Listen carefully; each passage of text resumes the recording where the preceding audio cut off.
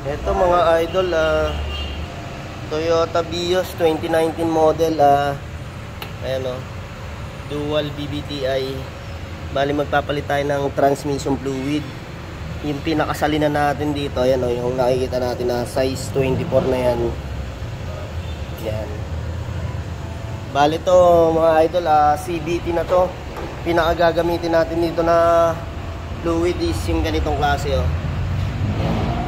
CVT FE. Bali, yan yung pinaka-original niya ng CVT Toyota Daihatsu. Yun. Okay, tapos syempre may manufacture date tayo dyan. Yan, makikita natin, oh. Bali, ito yung genuine natin ng CVT fluid. Bali, yan, umpisa na natin to. Yung Toyota Vios na Joker. Bali nga, ito idol, 64k mileage. Naramdaman ni boss, medyo late na yung ship ng gear natin. Late yung arangkada. Medyo may ugong ng konti. Yan, kailangan na natin papalitan ng, para malaman natin kung mawawala din siya. Pwedeng coast din ang CVT natin, baka CVT fluid, baka kulang na siya. Yan. Okay, bali ito nga yung ating oil pan ng transmission. Yan. Tatanggalin natin yung size 10 na tornilyong paikot. Tatanggalin natin pinaka-oil pan para malinisin natin yung pinaka-filter niya rin. Tsaka masimot lahat. Okay. Okay na mga idol, natanggalan natin yung mga size 10. Baling kasi to idol, ang palitan talaga nito sa 80 to 100 mileage, pero 60 pa lang. Medyo delay yung ship ng ating gear, kaya ito kailangan natin palitan na ng transmission fluid. Okay, yan o.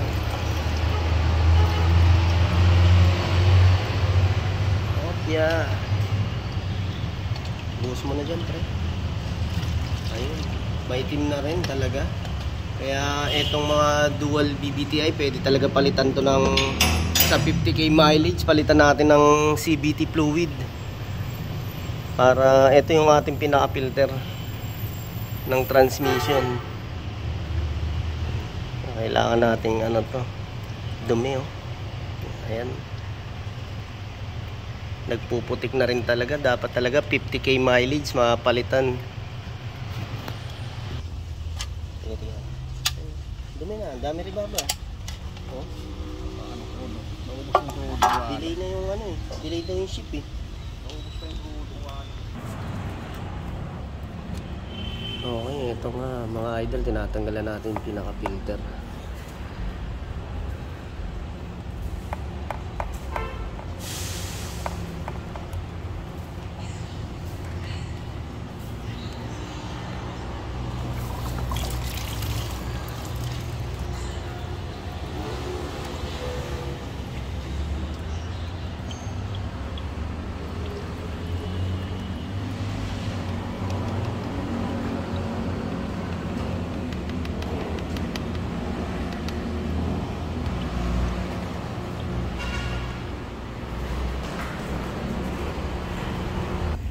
Bali, ito nga nilinisan natin pinaka-oil pan niya.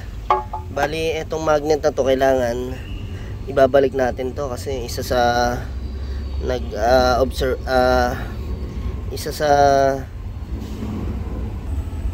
sa pumipigil ng dumi para pumasok sa loob ng transmission natin. Itong magnet na to, kaya yan ang kagandahan niya. Para yung mga ribaba nakadikit lang, hindi pumasok sa ating transmission, para hindi naman makasira ng transmission. Tapos ito mga idol, ayan, kaya hindi talaga siya pwedeng i-drain lang dahil sa haba nung stick niya papunta ron sa sa drain. Ayan yung ating drain, yan. Bali pagka drain lang gagawin natin, halos 2 liters ang matitira sa loob nito, kaya wala din, hindi rin malilinis sa maganda. Kaya eto idol, kung naka dual BBTI ka, basta kailangan huwag mo nang pabuti ng 100 kung sinasabi nilang wala ng palitan or matagal. Pero yun nga mabilis pa rin dumumi ang transmission fluid. Mga okay na yung mga hanggang 80, 60 to 80 palitan natin to pagdating sa CVT fluid. Meron din nagpapapalit ng 50k mileage pa lang, nagpapapalit na para yun nga hindi umabot na sobrang itim ng transmission fluid or CVT fluid. Kaya yan ang pinakamaganda. Tapos ito naman yung ating pinaka transmission filter. Ito pwede na natin palitan sa una pa lang, isabay na natin. Pwede rin naman na linisan lang. Kailangan pag nilinisan natin sa una, sa susunod talagang kailangan na natin palitan to. Ayan. Pero kung halimbawa naman pwede lang din natin linisan sa unang palitan ng fluid. Ayan, okay na yan. Tapos yan nga, may o-ring tayo dito mga idol. Ito hindi pwedeng wala to, kasi hindi siya hihigop ng maganda sa fluid natin pag wala yung pinaka o-ring na yan. Okay, isang mahaba nating tornilyo para dyan.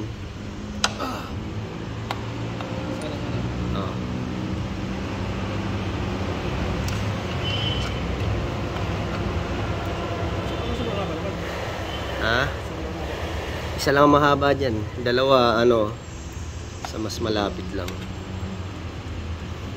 Yan ang kagandahan sa tinatanggal natin yung oil pan. Nalilinis pati filter, na sisimot yung fluid dito sa loob. Tapos eto nga guys, yung natin dito, gasket natin, kahit hindi naman natin palitan yan, basta maganda pa itong pinaka gasket na to. Tapos kahit hindi na rin natin lagyan ng silicone gasket, magandang klase naman tong gasket na to, talagang hindi maglilik yan. Tapos yun nga idol, kung gusto nyo malaman kung ilan litro talaga yung na-drain natin, pwede tayo kumuha ng galon na para may level, para masukat natin kung ilan yung na-drain natin na transmission fluid.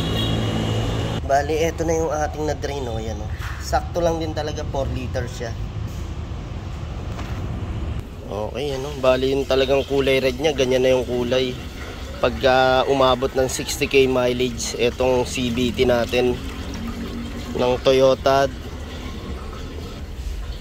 dual BBTI, yan. Wala na, maitim na rin talaga mga idol. Okay, yan nga, naikabit na natin yung pinaka oil pan. Ayan. Ito mga idol, para hindi rin tayo maligaw, yung iba kasi hindi nila alam kung anong fluid ang gagamitin sa gantong model ng BIOS. Gaya nito, dual BBTI. Ayan ang ginagamit natin dyan, CVT fluid. Para sure ka, ito meron tayo dito sa kung saan tayo nagsasali ng CVT fluid na yan. Ayan, may nakalagay FE. Yan. Ayan siya, yun.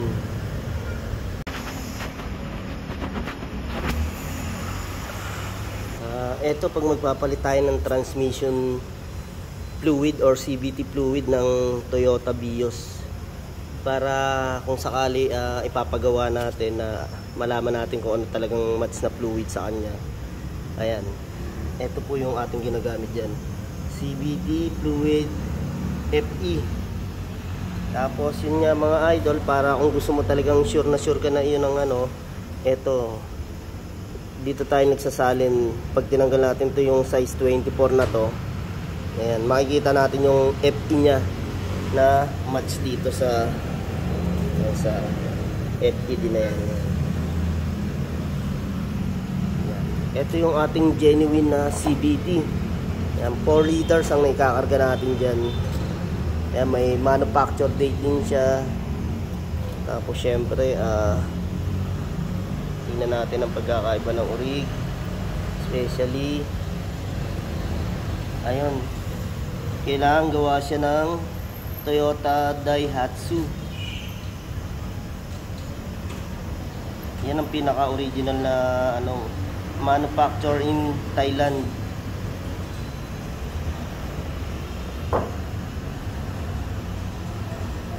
CVT fluid. Ayan. Kailangan kasi mga idol, ang pagdating sa transmission natin, kailangan yung saktong fluid na maikarga natin para hindi tayo magka-problema sa transmission. Tsaka yung takbo ng transmission natin is smooth na smooth at maganda.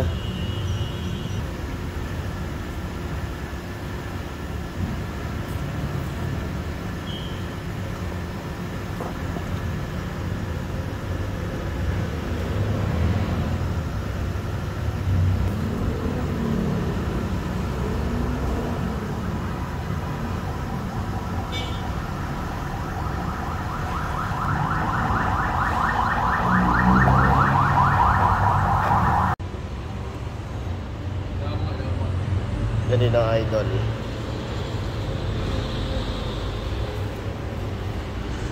Yun, 3.5. Ayan, magsasali na nga tayo. Dito tayo, kumuha tayo ng imbudo mahaba. Ayan, sinuksok natin dun.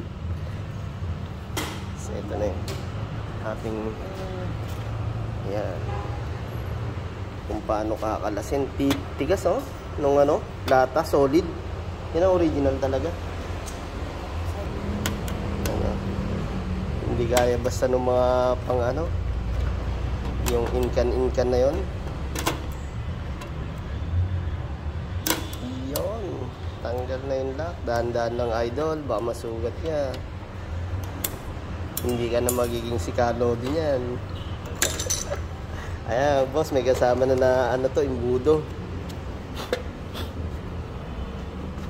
Okay, bali magsasali na nga tayo dito.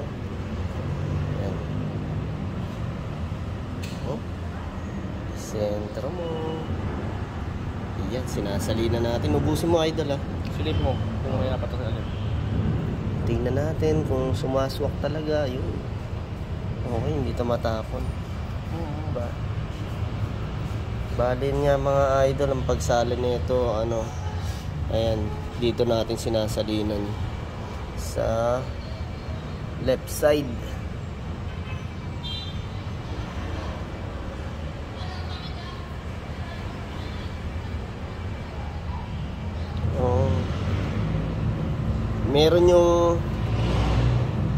Meron yung bimili nung gantong sasakyan doon. Sabi raw sa kanya, ang palitan is 150 mileage. Pero yun nga, pagkabuti mo ng 150 yan, sunog na yung fluid natin yan. Kaya yan. Ang daw ko dyan, pag unlike itong bago siya, pag nagkakambyo ka, pag-aarangkada ka, delay na.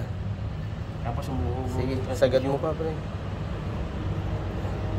May ugong siya. May ugong na rin. Ayan, tignan natin dito pag nawala to dahil siguro sa transmission fluid. Okay, ito subukan na nga natin. Nasalina na natin ang transmission fluid dito.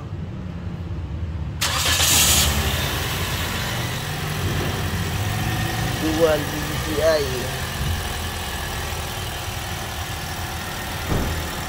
Okay, yun nga mga idol, naging problema kasi ng transmission ni boss sa 60k mileage, may ugong na naririnig, kaya isa to sa pwedeng pinanggagalingan yung ating transmission, kaya pinapalitan na rin natin yan. Tapos yun, tinest drive na, okay na siya, so wala na yung ugong. Ayun, kaya kailangan mga idol talagang kung kaya naman mas maaga, papalitan na natin. Tapos syempre yung gamit natin talagang fluid dito is yung match sa kanya, CVT FE. Yan. Tapos yun idol, ang natin, basta original natin, merong nakalagay yan Toyota Daihatsu.